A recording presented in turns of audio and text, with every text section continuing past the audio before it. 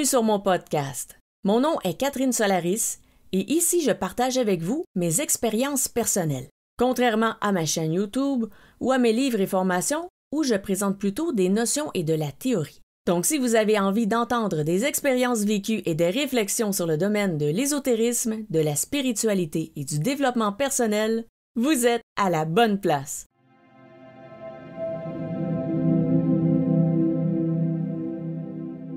Dans cet épisode, je vais vous parler de la fois où j'ai utilisé l'eau dans le but d'augmenter mes intuitions. En fait, c'est pas tellement d'augmenter mes intuitions, mais c'est que mes intuitions étaient erronées. Elles étaient toujours ou presque l'opposé de ce que j'avais pensé, ressenti, capté. Donc, souvent, je pensais que ça irait mal, ça allait bien. Quand je pensais que ça irait bien, ça allait mal. Et ça, je vais probablement vous en reparler dans un prochain épisode de pourquoi mes intuitions étaient erronées et pourquoi aujourd'hui, elles sont justes. Et donc, ce n'est pas infaillible non plus. Ça peut m'arriver encore d'avoir des intuitions qui ne sont pas les bonnes, mais souvent, elles sont justes et avant, c'était absolument l'inverse. Donc, à cette époque, dans le passé, j'avais besoin d'un outil pour m'aider à prendre une décision. Donc, pour m'aider à me décider entre deux choix. Alors, c'était en 2008 et 2008, on pense donc à récession de 2008.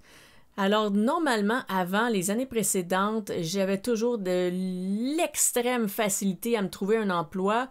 En fait, ce que je faisais, c'est que j'allais voir des agences et j'allais voir les agences et je disais « Ah bon, moi, j'aimerais ça travailler 6 mois ou 9 mois ou 1 an. » Et là, les agences me donnaient un contrat de cette durée et je nommais le salaire que je voulais, qui n'était pas tant que ça. Donc, ça me donnait beaucoup d'opportunités. Et je trouvais des trucs vraiment très intéressants. Alors, c'est comme ça que je travaillais. Je travaillais à contrat et quand je réussissais à mettre un peu d'argent de côté, eh bien, je prenais parfois quelques semaines de vacances, mais pas 2 semaines plus que ça, puisque justement, je travaillais à contrat pour cette raison, pour prendre du temps pour moi, du temps pour vivre, du temps pour être avec mes proches. Alors, arrive 2008 et là, oups! Difficile de se trouver un emploi. Ce n'était pas OK, là, on a plein de choix pour toi, tu peux aller là, tu peux aller là. Il n'y avait que 2 choix. Et les 2 choix, si je les triais de manière rationnelle, eh bien, c'était qu'il y en avait un qui m'offrait plus cher dans un environnement plus prestigieux, alors que l'autre, c'était moins prestigieux, les tâches aussi, et le salaire était plus bas. Et en fait, même le salaire était plus bas que le minimum que je voulais avoir. Donc ça, c'était problématique. Alors, choix numéro 1, le salaire était un peu plus haut et c'était bien, mais le deuxième, les tâches semblaient un peu banales et le salaire était moins bon. Mais le deuxième choix, les gens semblaient plus sympathiques. Donc là, je me disais, OK, qu'est-ce que je fais? Un a l'air plus sympathique que l'autre, mais paie moins cher. L'autre paie plus cher, mais semble moins sympathique. Mais après, on ne sait pas. Une fois qu'on arrive sur les lieux de travail, peut-être qu'on rencontre d'autres collègues et puis les liens se font et c'est super et ça va super bien. On ne sait pas. Et aussi, l'autre entreprise, les ressources humaines peuvent être très sympathiques, mais ça ne veut pas dire que dans le département, ça va être ça. Et ça, je parle par expérience quand je nomme ces 2 hypothèses. Donc, à cette époque, j'étudiais donc encore beaucoup l'ésotérisme et j'étais dans une période où je faisais des tests avec les éléments. Donc, les 4 éléments, le feu, l'eau, la terre et l'air. Et je notais mes résultats dans un cahier. Et pour l'eau, eh bien, l'eau, elle est liée aux émotions, aux états d'âme, elle est liée aussi aux intuitions. Donc, le premier élément qui se rapporte le plus aux intuitions, c'est l'eau. Alors, je me suis dit, parfait, je vais faire un exercice avec l'eau pour être capable de faire mon choix. Parce qu'en fait, l'exercice que j'ai utilisé, ça ressemble un peu à l'exercice qu'on fait avec une boule de cristal, mais dans ce cas-ci, on utilise l'eau. Et l'eau utilisée en tant que surface divinatoire, ça existe depuis vraiment très, très longtemps. Donc, dans des époques reculées, et même que on peut le voir, par exemple, dans le film Le Seigneur des Anneaux, quand Galadriel met de l'eau sur une surface, je me souviens plus exactement les détails, mais elle met de l'eau et Frodo regarde dans l'eau et là, il a des visions. Donc, c'est un peu le même principe que ça. Si ça vous parle plus un peu, cette imagerie du Seigneur des Anneaux, c'est à peu près ça. Mais là, comment est-ce qu'on reproduit ça dans un contexte moderne et chez soi? Parce que prendre un bol d'eau, ça peut être embêtant. Dans mon cas, j'avais essayé au début avec un bol, mais c'était un bol en métal. Je crois que ça s'appelle un cul de poule. Je suis pas certaine, c'est juste une expression québécoise ou si c'est le vrai terme de cuisine, parce que c'est quand même assez rigolo. Et donc, le bol, je regardais dans l'eau, mais je me voyais, moi, dans le reflet du métal. Donc, c'était pas vraiment facile. C'était un peu déconcentrant. Et j'avais aussi un lavabo dans la cuisine en métal. Donc, j'avais le même résultat aussi avec le lavabo. J'avais essayé aussi avec un bol en plastique, un bol de céréales, disons pour le matin, mais j'avais l'impression que c'était trop petit. Et mon attention n'arrêtait pas de dévier vers l'extérieur du plat. J'arrivais pas à me concentrer, donc je me suis dit, OK, il faut que je trouve autre chose. Et finalement, j'ai pensé au lavabo de la salle de bain qui est en céramique. Donc là, moins de reflets, je me voyais pas. Je voyais peut-être, je me souviens pas, peut-être le reflet de la lumière du plafond, mais ça, c'est pas grave. Donc, j'ai bouché le fond du lavabo, je l'ai rempli d'eau. Et je suis allée chercher une chaise dans la cuisine, je l'ai mis devant le lavabo, je me suis installée et là, j'ai regardé dans l'eau. Et là, qu'est-ce qui s'est passé? Eh bien, j'ai trouvé que c'était vraiment absurde ce que j'étais en train de faire. Je me suis dit, quoi? Qu'est-ce que je fais là devant mon lavabo rempli d'eau, en train de regarder une surface à la recherche de vision ou de je sais pas quoi. Et là, je restais là, je trouvais ça un peu ridicule, j'avoue. Mais je me suis dit, je vais le faire quand même. Donc, j'ai persévéré et à un certain moment, on dirait que je me suis laissée emporter par l'exercice. Je suis sortie de mon mental et du fait que c'était un peu absurde comme activité, disons, quotidienne. Et je me suis laissée emporter dans le moment, dans l'instant, et j'étais juste là, assise devant l'eau, en train de regarder le fond du lavabo dans l'eau, et c'était bien comme ça. Je me suis laissée emporter par le moment, et à un certain point, j'ai fait « OK, là, je pense que je suis prête ». Et une fois que j'ai ressenti que j'étais prête, je me suis posé la question « Est-ce que je devrais choisir l'emploi numéro 1 ?» Et là, j'ai laissé du temps et j'ai ressenti. Parce qu'en fait, c'est ça. Je n'ai pas eu de vision finalement. Je n'ai rien vu à la surface de l'eau. Ce que j'ai eu, ce sont des sentiments. J'ai ressenti un état, une émotion. Il y avait quelque chose à l'intérieur de moi, un peu où se situe le plexus solaire. C'était pas mal là que ça se situait. Chakra du cœur aussi, un peu les deux. Et donc, une fois que j'ai ressenti ça, j'ai posé la même question. J'ai pris une pause avant et ensuite j'ai reposé la même question. Est-ce que je devrais choisir l'emploi numéro 2? Et là, j'ai laissé le temps et j'ai à nouveau ressenti quelque chose. Toujours pas de vision, rien dans l'eau, rien du tout, mais un sentiment, quelque chose qui était à l'intérieur. Et ça, pour moi, ça n'arrivait pas si souvent que ça parce que mes intuitions, je les ressentais, mais pas nécessairement de cette façon. C'était pas quelque chose qui, on va dire, qui prend aux tripes, qui est là, qui est présent, qui est intérieur. Mes intuitions, je les ressentais un peu plus dans l'énergie ambiante, si on veut. C'était pas le même code, la même manière de passer les messages. Donc, ce type de ressenti, pour moi, c'était nouveau. Alors, j'avais de la difficulté quand même à m'accrocher à ça et à me dire, OK, qu'est-ce que je ressens là? Qu'est-ce que je ressens? Il y a quelque chose qui est là, je ressens ça. Qu'est-ce que ça veut dire? Et là, j'ai recommencé. Est-ce que je devrais prendre l'emploi numéro 1? Je ressentais. L'emploi numéro 2, je ressentais. L'emploi numéro 1, je ressentais. L'emploi numéro 2. Et à force de faire ça, là sont venues quelques visions. Pas beaucoup. Très, très, très peu. C'était un peu sous la forme d'idées.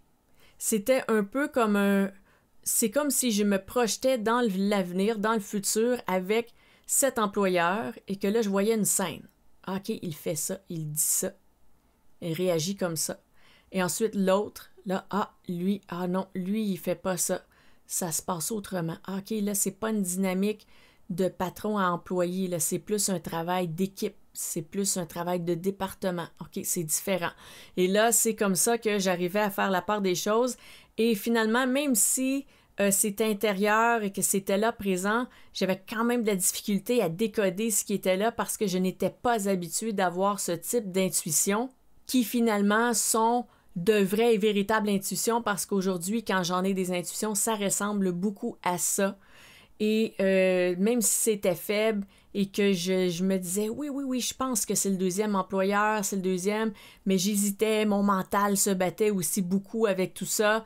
Mais finalement, je me suis dit non, je me sens mieux quand je pense au deuxième employeur, quand je pense au premier, il y a un petit quelque chose, mais c'est comme si c'est beau, mais il y a quelque chose de mauvais, de caché, et c'est ça qui était trompeur et qui me donnait de la difficulté à décoder l'intuition, c'est parce qu'il y avait du beau et du mauvais en même temps. C'est comme si le beau cachait le mauvais. Mais à force de faire l'exercice, de prendre le temps, de faire les pauses entre les questions aussi, eh bien, ça m'a permis de voir ça, de faire la différence. Donc, il y en a un que c'était positif, c'était pas... la fête non plus, c'était pas la célébration, mais c'était positif. Et l'autre, c'était un peu plus wow, mais il y avait du mauvais au final. Donc, j'ai choisi l'employeur numéro 2. Et pour vous dire, ça date d'octobre 2008 et je suis encore à l'emploi chez cet employeur.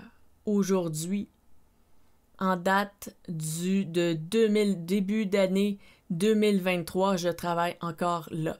Donc, c'est cette séance avec l'eau dans ma salle de bain qui est super, chose qui est super étrange. Séance dans la salle de bain, dans mon lavabo, c'est ça qui a fait que j'ai le même emploi depuis presque 15 ans. Si je calcule vite, il me semble que ça fait 14, puis en octobre, ça va faire 15. Donc, ça fait presque 15 ans que je suis au même endroit grâce à cette séance. Et ce qui est hyper rigolo, donc la petite anecdote en plus qui vient avec ça, c'est qu'à un certain moment, on a eu pas une stagiaire, mais une personne qui est venue faire un contrat temporaire. Donc, justement, comme le type de contrat que je faisais avant. Et lors du lunch, on est assises dans la cafétéria ensemble et là, on discute et elle me dit « Ah, le contrat que j'ai fait juste avant, c'était épouvantable, l'employeur avait pas de sens, c'était comme un bébé, un enfant de 5 ans, il prenait sa secrétaire pour sa mère et il avait toujours des demandes, il fallait s'occuper de lui, mais comme tout faire à sa place. » Et elle m'a dit c'était un contrat temporaire, finalement, une chance, parce que sinon, si c'était quelque chose de permanent, j'aurais fini par démissionner. Donc, je lui demande « Ah oui, c'était où ça? » Et là, elle me nomme l'employeur numéro 1. Donc, le choix que j'ai fait entre l'employeur numéro 1 et l'employeur numéro 2, j'ai choisi le 2. Et l'employeur numéro 1, finalement, il y a une autre personne qui a été faire le contrat, qui a terminé ce contrat, qui a trouvé ça horrible et qui est venu faire un nouveau contrat dans mon emploi chez l'employeur numéro 2 et qui me raconte ça. Mais à quel point le monde est petit, comme on dit parfois, c'est fou. Donc, j'ai su en plus que qu'est-ce qu'aurait pu donner le premier choix. Parce que souvent, quand on a un dilemme, on ne sait pas quoi faire entre une option et l'autre, souvent ce qu'on se dit dans notre tête, du moins ça c'est moi, je me demande tout le temps qu'est-ce qui serait arrivé si j'avais pris l'autre choix. Et c'est peut-être que ça me vient des livres dont vous êtes le héros, parce que c'est ça que je lisais quand j'étais enfant et pré-ado. Je lisais que ça, des livres dont vous êtes le héros. Et là, on fait des choix dans le livre. Et parfois, si on veut, C'est pas supposé faire ça, mais si on veut, on peut toujours reculer puis voir qu'est-ce qu'aurait donné l'autre choix. Parfois, ça peut mener à la même place. C'est juste que les situations vont être différentes. Mais parfois, ça fait un gros changement. Et là, tu te dis, oh, wow, ça aurait été mieux l'autre choix. Et là, dans ce cas-ci, employeur numéro 1, employeur numéro 2, le 2, je sais qu'est-ce que ça donne parce que c'est presque 15 ans de travail là-bas. Et numéro 1, c'était apparemment horrible. C'était comme s'occuper d'un enfant. C'est une sorte d'homme adulte, immature, qui ne fait que compter sur son adjointe administrative pour tout faire, pour penser à sa place, pour même à la limite décider de certaines choses parce que il sait pas trop quoi faire et c'est horrible ça, s'occuper de quelqu'un comme ça parce qu'être une adjointe, c'est pour faire des tâches administratives, pas pour, comme on dit au Québec, c'est pas pour torcher l'autre, c'est pas pour s'occuper comme d'un bébé, d'un enfant. Je vais pas changer ta couche, je vais faire tes lettres, je vais faire ta comptabilité peut-être aussi. Donc, absolument, j'aurais détesté l'emploi numéro 1, mais ce dernier était tellement camouflé derrière une image de marque, un salaire plus élevé et des conditions et tout ça, que j'aurais pu faire l'erreur si j'avais suivi mon mental, mais puisque j'y suis allée avec mon intuition, grâce à ma séance avec l'eau, eh bien, j'ai fait le bon choix. Donc, si vous avez souvent des intuitions erronées ou que vous avez de la difficulté à connecter avec vos intuitions, eh bien oui, je vous invite à faire cette expérience, à essayer avec un bol d'eau, n'importe quelle surface d'eau en fait, c'est pas obligé d'être dans la maison, au mieux, ça peut être un lac, ça peut être une rivière. Là, c'est sûr que la rivière, l'eau coule, mais à mon avis, ça va fonctionner quand même parce que l'eau, c'est connecte quand même aux émotions et aux intuitions. Donc, il n'y aura pas de problème. Le but, c'est de connecter avec l'élément en tant que tel pour un peu absorber son pouvoir et aussi faire ressortir nos dons qui sont en lien avec cet élément en particulier. Donc, je vous invite à faire l'exercice bol d'eau, lavabo, bain, lac, n'importe quoi. Grosse flaque d'eau devant chez vous. Pourquoi pas si regarder la flaque durant un long moment, ça ne vous fait pas avoir l'air un peu louche par les voisins. À moins que vous ne vous souciez pas de vos voisins.